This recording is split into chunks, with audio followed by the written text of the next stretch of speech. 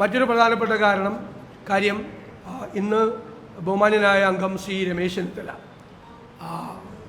നമ്മുടെ ഏലപ്പള്ളി പഞ്ചായത്തിൽ പാലക്കാട് സർക്കാർ അനുമതി കൊടുത്തിരിക്കുന്നതിൻ്റെ പിന്നിലുള്ള ബ്രൂവറിയും അതുപോലെ തന്നെ എത്തനോൾ പ്ലാന്റും എല്ലാം ബോട്ട്ലിംഗ് യൂണിറ്റും എല്ലാം സ്ഥാപിക്കാനുള്ള തീരുമാനത്തിൻ്റെ പുറകിലുള്ള അഴിമതിയെക്കുറിച്ച് എഴുതി കൊടുത്ത് അദ്ദേഹം സ്പീക്കർക്ക് മുൻകൂട്ടി എഴുതി കൊടുത്ത് അദ്ദേഹം ആരോപണം ഉന്നയിച്ചു.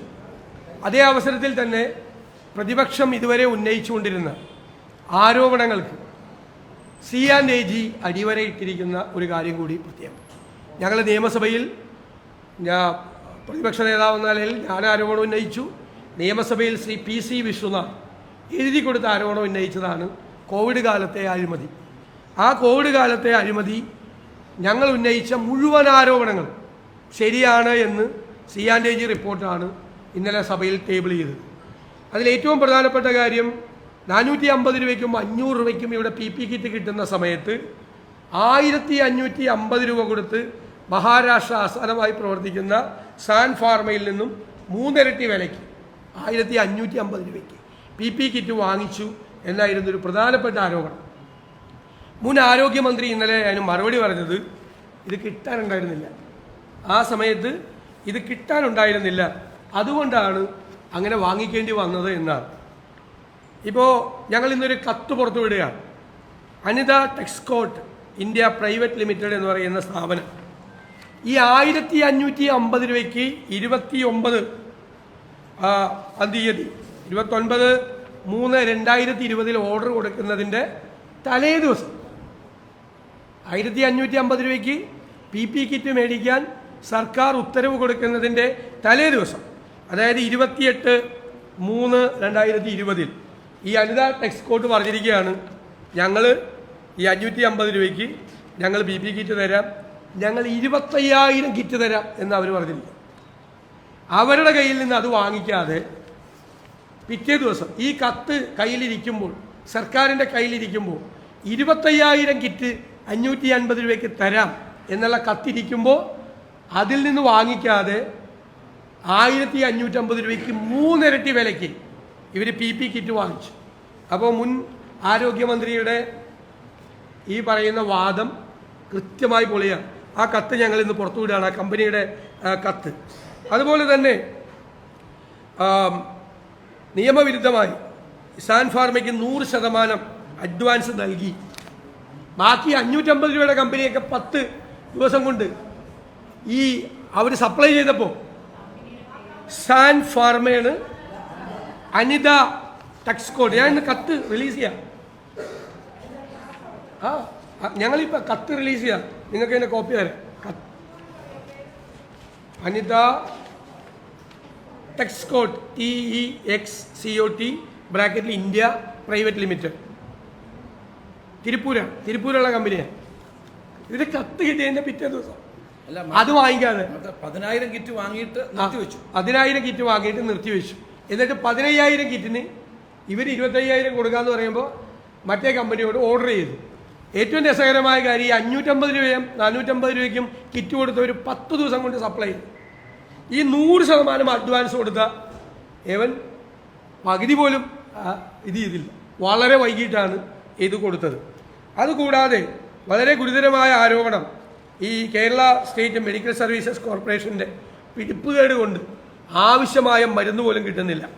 67 ആശുപത്രികളിൽ നടത്തിയ പരിശോധനകളിൽ 62,000-ലേറെ സന്ദർഭങ്ങളിൽ മരുന്ന് കിട്ടിയിട്ടില്ല. അതുപോലെ മരുന്നിൻ്റെ ഓർഡർ കൊടുക്കുന്ന കാര്യത്തിൽ 4,732 ഐറ്റം ഓർഡർ കൊടുക്കേണ്ട സമയത്ത് 1,085 ജനങ്ങൾക്ക് ഓർഡർ കൊടുത്തില്ല, മരുന്ന് കിട്ടില്ല. മരുന്നിൻ്റെ ദൗർലഭ്യം ഉണ്ടാക്കി വച്ചു എന്നുള്ളതാണ്. 1000 ദിവസം വരെ ചില കമ്പനികൾ മരുന്ന് കൊടുത്തിട്ടില്ല. ഇതിനേക്കാൾ ഗുരുതരമായ ഒരു ആരോപണമുണ്ട് ഇതിനകത്ത്. അതായത് 26 സർക്കാർ ആശുപത്രികളിലെ രോഗികൾക്ക് ആ സമയത്ത് കാലാവധി കഴിഞ്ഞ മരുന്ന് നൽകിയിട്ടുണ്ട് എന്ന് C&AG റിപ്പോർട്ടിലാണ്. എക്സ്പയറി ഡേറ്റ് കഴിഞ്ഞ മരുന്നും എക്സ്പയറി ഡേറ്റ് കഴിയാൻ 6 മാസം ഉള്ള മരുന്നും വിതരണം ചെയ്യാൻ പാടില്ല. കാരണം വിതരണം 6 മാസം മുമ്പുള്ളത് വിതരണം ചെയ്യാൻ പാടില്ല എന്ന് പറഞ്ഞത് ഇത് കൺസ്യൂമറിൻ്റെ കയ്യിലെത്തുമ്പോഴേക്കും എക്സ്പയറി കഴിയും. എന്തുകൊണ്ടാണ് എക്സ്പയറി കഴിഞ്ഞ മരുന്ന് കൊടുക്കാൻ പാടില്ലെന്ന് പറയുന്നത്? അതിൻ്റെ മോളിക്യൂൾസിൽ മാറ്റം വരും, മോളിക്യൂൾ ചേഞ്ച് ഉണ്ടാവും. രാസമാറ്റം സംഭവിച്ചാൽ അത് രോഗികളുടെ ജീവൻ തന്നെ അപകടത്തിലാണ്. എന്നിട്ടാണ് ഈ പാവപ്പെട്ടവൻ പോകുന്ന 26 സർക്കാർ ആശുപത്രികളിൽ എക്സ്പയറി ഡേറ്റ് മരുന്ന് കൊടുത്തു. എന്താ അതിൻ്റെ അട്രാക്ഷൻ എന്നറിയാമോ? അട്രാക്ഷൻ അറിയോ? 100 കോടി രൂപയുടെ മരുന്ന് ഓർഡർ ചെയ്താൽ 100 കോടി രൂപ ഈ കമ്പനിക്ക് കൊടുക്കണമല്ലോ. കമ്പനി കൈക്കൂലിയായിട്ട് 80 കോടി രൂപ തിരിച്ചു തരും. കാരണം എക്സ്പയറി ഡേറ്റ് കൊടുത്ത മരുന്ന് അവർ 20% വിലയ്ക്ക് കൊടുക്കും. കാരണം അവരത് നശിപ്പിച്ച് കളയേണ്ട മരുന്ന് നിയമം അനുസരിച്ച്. നശിപ്പിച്ച് കളയാൻ ഫാർമസ്യൂട്ടിക്കൽ കമ്പനികൾ വെച്ചിരിക്കുന്ന മരുന്ന് 20% പൈസ കൊടുത്ത് 80% കാശ് വാങ്ങിച്ചിട്ടാണ് ഈ എക്സ്പയറി ഡേറ്റ് കഴിഞ്ഞ മരുന്ന് വിതരണം നടത്തുന്നത്. 20%. കാരണം അവർക്ക് ആ 20% ലാഭമാണ്. ഇല്ലെങ്കിൽ നശിപ്പിച്ച് കളയേണ്ട മരുന്നാണ്. എന്നാൽ നിയമപരമായ ഉത്തരവുണ്ട് 100 കോടി രൂപയുടെ മരുന്ന് വിതരണം ചെയ്യാൻ വേണ്ടി. അങ്ങനെ വലിയ അഴിമതിയാണ്, കോടിക്കണക്കിന് രൂപയുടെ അഴിമതിയാണ് എക്സ്പയറി ഡേറ്റ് കഴിഞ്ഞ മരുന്ന്. പിന്നെ ചില കമ്പനികളായിട്ട് ധാരണ ഉണ്ടാക്കും, എന്നിട്ട് അവരുടെ മരുന്ന് പരിശോധിക്കില്ല. ഗുണനിലവാര പരിശോധന നടത്തിയിട്ട് വേണം മരുന്ന് കൊടുക്കാനെന്നാണ്. CAG റിപ്പോർട്ട് നോക്കൂ.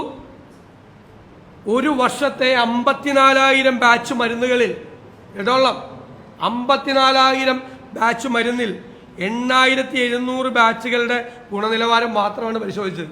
നമ്മളൊക്കെ മേടിച്ച് കഴിച്ചത് ഈ ക്വാളിറ്റി ടെസ്റ്റ് നടത്താത്ത ബാച്ചുകളാണ്.